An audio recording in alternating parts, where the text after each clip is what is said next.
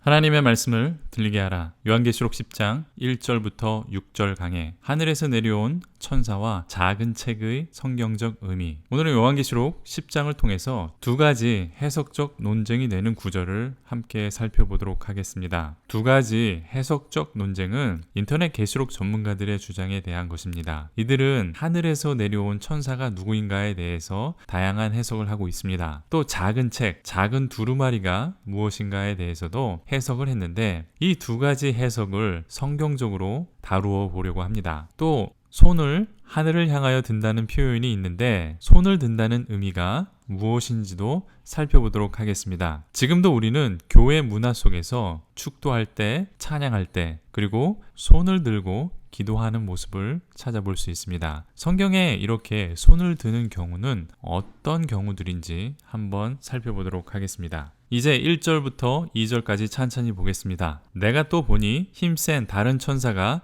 구름을 입고 하늘에서 내려오는데 그 머리 위에 무지개가 있고 그 얼굴은 해 같고 그 발은 불기둥 같으며 2절에 그 손에는 펴놓인 작은 두루마리를 들고 그 오른발은 바다를 밟고 왼발은 땅을 밟고 라고 되어 있습니다. 이 말씀은 다니엘 12장 5절에서 7절의 말씀과 매우 비슷합니다. 나중에 한번 참고해 보십시오. 계시록과 같은 묵시문학은 당시 사람들에게 익숙한 것이었고 또 당시 사람들이 알아들을 수 있도록 당시의 세계관과 비유로 말한 것입니다. 때문에 우리에게는 생소하지만 당시 사람들에게는 아주 생생한 기록이었던 것이죠. 사람들은 다니엘에 익숙했습니다. 그리고 다른 묵시문학에 익숙했습니다. 때문에 다니엘에 나오는 표현이 계시록에서도 비슷하게 사용되었다라는 것을 말씀드리고 있습니다. 계시록 10장 1절에는 힘센 천사라고 되어 있습니다. 인터넷 계시록 전문가들의 주장은 이 힘센 천사가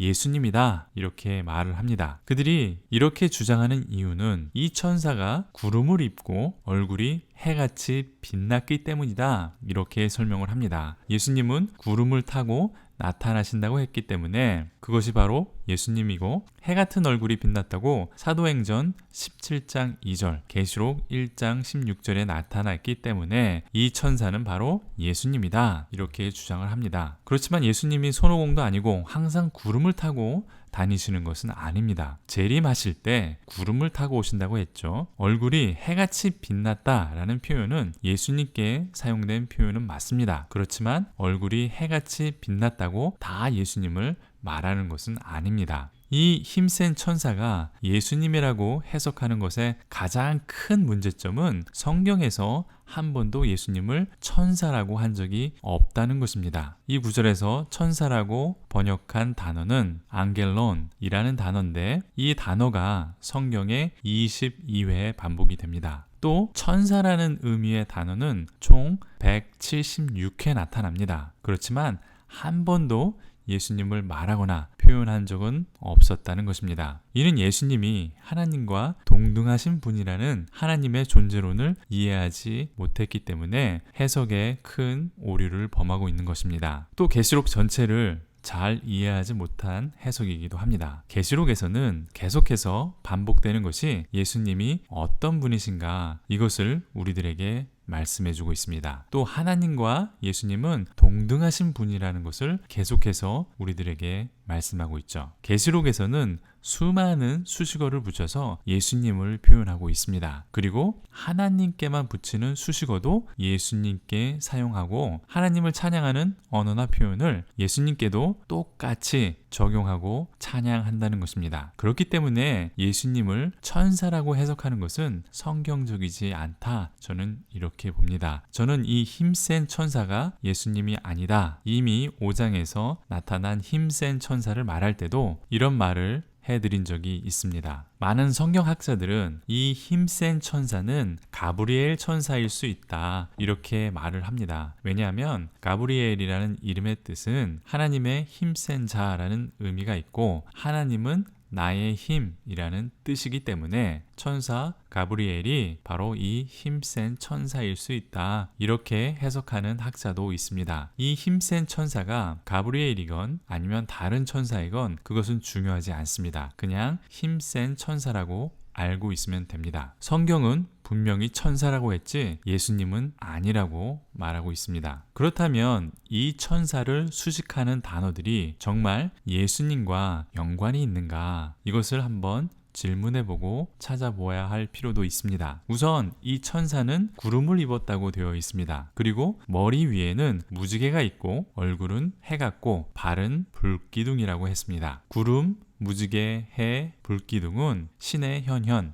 즉 신적 존재가 나타났을 때 이런 식의 표현을 하는 대표적인 묘사입니다. 실제로 그렇다는 것이 아니라 신비한 모습을 표현할 때 쓰는 묘사인 것이죠. 계시록 1장 16절에, 마태복음 17장 2절에, 다니엘 10장 6절에 이런 비슷한 표현들이 나타나고 있습니다. 또 모세는 시내산에서 하나님의 임재함을 경험하고 얼굴이 밝게 빛이 났다고 출애굽기 32장 30절에 나타나기도 했습니다. 하나님을 만난 모세가 변한 모습을 이렇게 묘사한 것이죠. 계시록 10장 1절에 천사의 발은 불기둥 같다 이렇게 말하고 있는데, 불기둥도 출애굽기 13장 21절에 이스라엘을 보호하는 불기둥이 나오고 있습니다. 이렇게 불기둥으로, 구름기둥으로 하나님께서 이스라엘 백성을 지켜주는 모습이 표현되고 있죠. 따라서 이러한 묘사는 꼭 예수님께만 쓰던 표현이 아니다라는 결론을 우리가 성경을 통해서 볼 수 있습니다. 이제 2절에서는 천사의 손에 펼쳐진 작은 두루마리가 있다 이렇게 표현하고 있습니다. 작은 책이라고 그렇게 해석할 수도 있죠. 인터넷 계시록 전문가들은 이 작은 책이 다니엘서다 이렇게 주장합니다. 그 근거는 펼쳐져 있다는 표현이 봉인되었다, 풀린 책이라고 말하는 것입니다. 다니엘 12장 4절에 이 글을 봉함하라 라는 표현이 있기 때문에 다니엘은 봉인되었던 책이다 이렇게 보고 있습니다. 그 책을, 이 다니엘서를 천사가 펼쳐 들고 있다 이렇게 해석하고 있는 것이죠. 펼쳐진 두루마리라는 이 말씀은 에스겔 2장 9절에서 10절의 말씀에도 손 안에 펼쳐진 두루마리가 표현이 됩니다. 때문에 꼭 다니엘서를 의미하지는 않습니다. 펼쳐졌다고 꼭 봉인되었었던 두루마리는 아니라는 것이죠. 일반 두루마리는 접고 펴고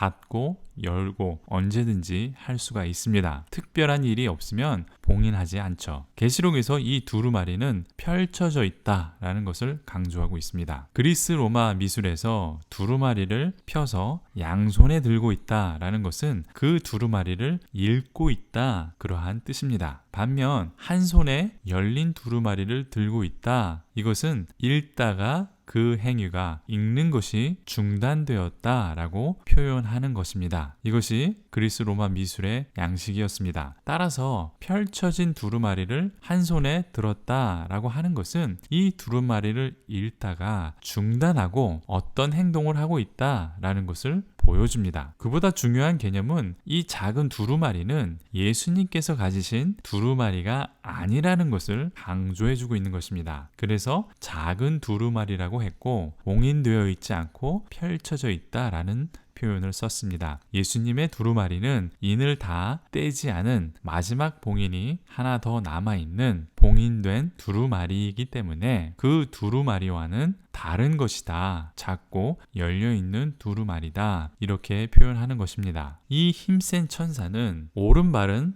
바다를 밟고 왼발은 땅을 밟고 있다 이렇게 표현을 했습니다. 이 표현은 땅과 바다 모두에 영향력을 행사하겠다 이러한 표현이죠. 이제 3절을 보겠습니다. 사자가 부르짖는 것 같은 큰 소리로 외치니 그가 외칠 때에 7 우레가 그 소리를 내어 말하더라. 이 힘센 천사는 사자처럼 큰 소리로 외쳤다고 표현했습니다. 계시록에서 큰 소리로 외친다는 것은 매우 익숙한 표현입니다. 1장 10절, 6장 1절, 7장 10절, 11장 15절, 12장 10절, 14장 2절, 7절 9절, 15절 18절, 16장 1절, 18장 2절, 19장 1절, 6절, 17절, 그리고 21장 3절에 이렇게 큰 소리로 외친다는 표현이 나옵니다. 이것은 중요한 것을 말한다, 강조하고 있다라는 수사학적 표현으로 사용되고 있습니다. 사자가 으르렁거리는 소리는 구약에서 하나님의 목소리를 표현하는 것으로도 쓰였습니다. 호세아 11장 10절, 요엘 3장 16절, 아모스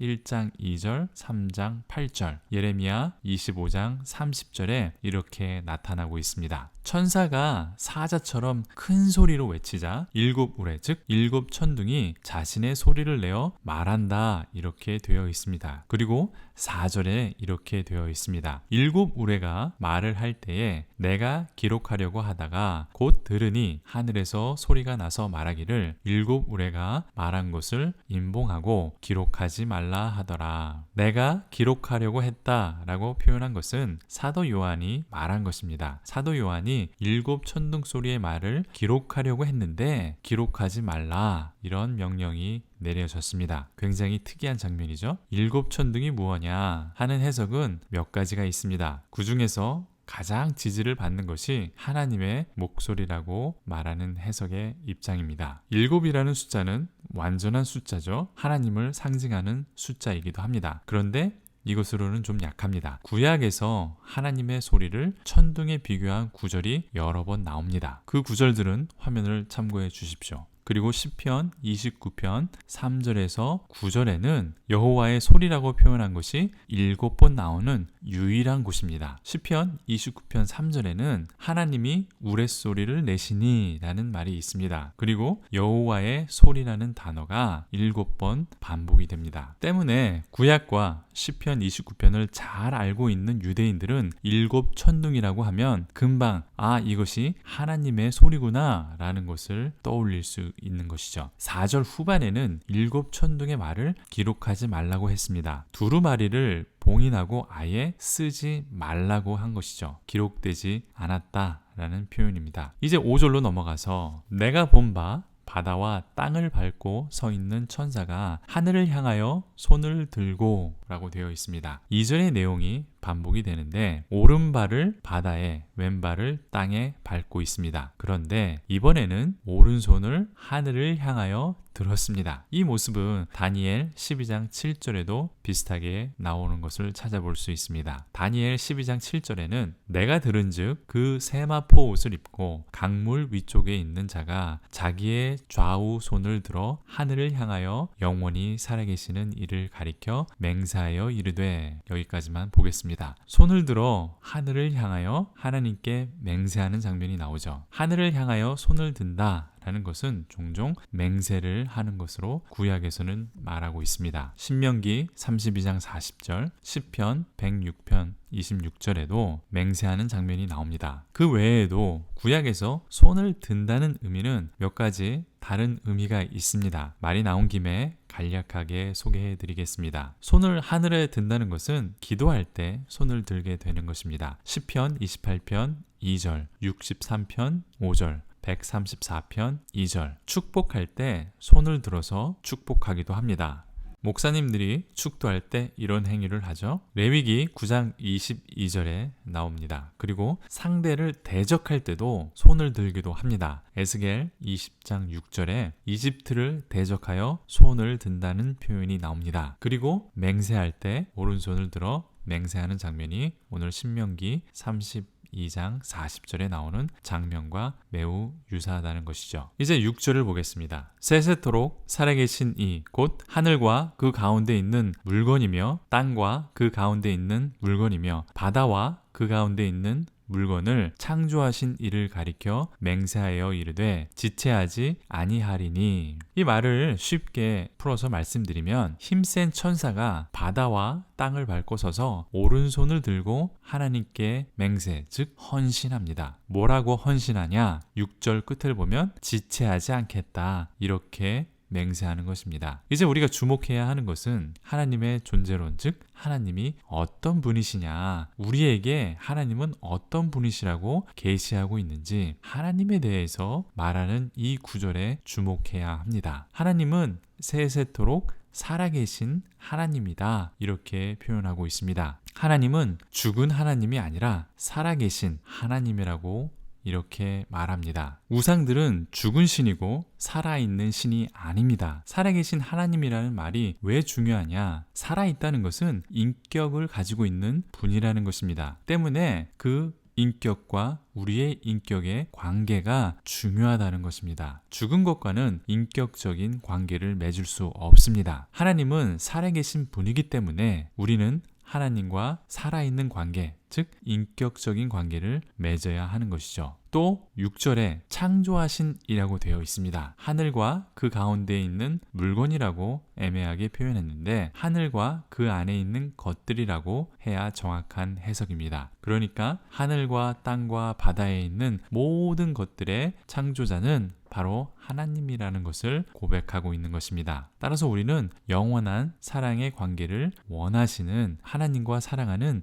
인격적인 관계를 가져야 합니다. 다시 말씀드리지만 계시록은 마지막 때에 어떤 일이 일어날 것인가에 초점을 맞추고 있지 않습니다. 하나님이 어떤 분이신가, 하나님의 나라는 어떻게 완성이 될 것인가, 이것에 초점이 맞추어져 있습니다. 때문에 계시록 10장에서도 영원히 살아계신 하나님과 하늘과 땅과 바다와 그리고 그 안에 있는 모든 만물의 창조자이신 하나님을 알아가는 것이 중요한 것이라고 강조하는 것입니다. 도움이 되셨습니까? 질문이나 다른 의견이 있으시면 댓글을 달아주십시오. 또 구독과 좋아요를 눌러주시면 제게 큰 격려가 됩니다. 무엇보다도 제 영상 중에 괜찮은 것이 있다면 주변 지인들에게 카톡이나 SNS로 그 영상을 공유해 주십시오. 오늘도 주 안에서 이기는 자가 되시길 간절히 축원드립니다.